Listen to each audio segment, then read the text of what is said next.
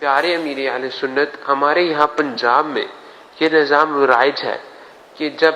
دلہن کی رخصتی ہوتی ہے تو اس کے سر پر قرآن رکھا جاتا ہے، تو اس میں بتائیے کیا یہ رکھنا جائز ہے یا ناجائز؟ قرآن کریم اگر برکت کے لیے تو ہم بھی رکھتے ہیں، مسجد میں بھی لوگ چومتے ہیں، سر پہ رکھتے ہیں، سینے سے لگاتے ہیں، تو برکت کے لیے دلہن کے سر پہ رکھنا اچھی چیز ہے قرآن کریم، کوئی حرج نہیں اس میں۔ بعض لوگ کیوں کہتے ہیں کہ جو قرآن کا یہ مقصد نہیں ہے، قرآن کا مقصد تو تھا کہ اس کو پڑھا جاتا، اسے سمجھا جاتا اور اس پر عمل کیا جاتا، تو یہ اس کے مقصد میں سے ہے۔ تو ایک تو یہ، دوسرا یہ کہ جیسے آپ نے فرمایا کہ ایک اچھا کام ہے، بھلائی والا کام ہے، اس میں کوئی خرابی نہیں ہے، لیکن اگر اسی کو کوئی یوں پیش نظر رکھ کر کہے کہ جی اس کے ساتھ جو ہے وہ بے پردہ عورتیں بھی قریب میں موجود ہوتی ہیں، یا وہاں پر کچھ دیر پہلے گانے چلے ہوتے ہیں، تو یہ سارے کام ہو رہے ہیں، اور بس جو ہے نا وہ دلہن کو رخصت کر کے سائے کے اندر اپنے دل کو منا لیے کہ ٹھیک ہے ہم قرآن کے سائے کے اندر دلہن کو رخصت کر رہے ہیں، اس کے سر پہ قرآن پاک رکھ رہے ہیں، تو اس طرح کے جو گفتگو کرتے ہیں اور اس انداز میں پھر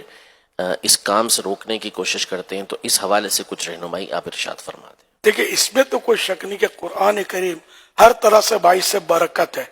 اس کو دیکھنا، اس کو چھونا یہ بھی برکت والا ہے، اور اس کو چومنا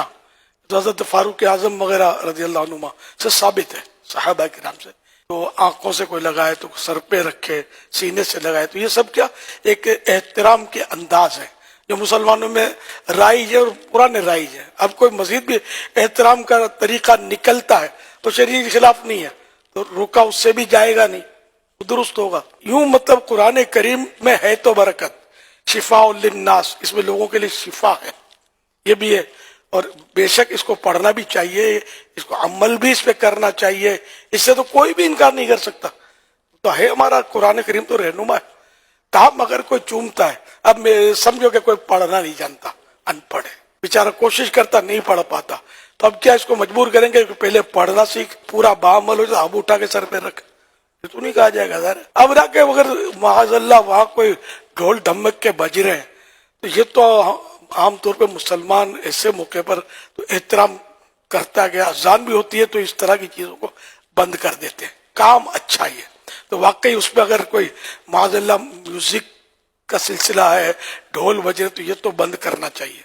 احترام کے لیے بھی، اور یہ ایسا بند کرنا چاہیے کہ ہمیشہ کے لیے بند کرنا چاہیے کہ تو ہیں گناہ کے کام، چاہے خوشی کے موقع پر آپ ڈھول بجائیں یا غم کے موقع پر، ہے تو گناہ کا کام، یہ تو نہیں ہونا چاہیے۔ اسی طرح بے پردگی یہ تو نہیں ہونی چاہیے، چاہے شادی میں ہو یا موت میت میں ہو، تو جو مطلب وہاں اس وقت گناہ ہو رہے ہوتے ہیں تو وہ تو واقعی اس کی تو مذمت کی جائے گی، لیکن آپ کوئی بے پردہ عورت ہے وہاں بالفرض، کچھ مرد بھی ہیں، تو اب قرآن کریم اگر کسی دلہن کے سر سے گزارا گیا تو اس پر کیا اس کو ناجائز کہیں گے؟ مثال کے طور پر کہ کوئی لوگ اپنے گناہ کے کام میں مشغول ہیں اور آپ نماز پڑھ رہے ہیں، تو کیا مطلب آپ گناہ گار ہو جائیں گے؟ مسجد کے پاس ڈھول بجتے ہوئے لوگ گزرتے ہیں، اب مسجد کی دکانیں کرائے کی ہوتی ہے، میوزک چل رہے ہوتے ہیں، تو اب کیا ایسی حالت میں مسجد میں نماز نہیں پڑھی جائے گی؟ روک دیا جائے گا کہ نہیں نماز مت پڑھو، پہلے اس کو بند کرو؟ واقعی اس کو بند ہونا چاہیے، اور مستقل بند ہونا چاہیے، نہ کہ نماز کے لیے، نہ کہ قرآن کے احترام کے لیے، بند ہونا ہی چاہیے۔ لیکن اب ہر گھر میں میوزک چل رہا ہوتا ہے، گانے بج رہے ہوتے ہیں، قرآن کریم میں تشریف فرما ہوتا ہے، تو یہ تھوڑی کہا جائے کہ قرآن کریم یہاں مت رکھو، گھر میں قرآن شریف تو ہوتا ہے، تو گانے بھی بج رہے ہوتے ہیں، غلط ہو رہا ہوتا ہے، لیکن اس کا مطلب یہ تو نہیں ہوا نا کہ اب یہ قرآن کریم کیوں رکھا ہوا ہے، بلکہ یہ قرآن کریم جو تشریف فرما ہے، اس کی برکت سے انشاءاللہ کبھی نہ کبھی اس گھر سے گناہ رخصت ہو جائیں گے۔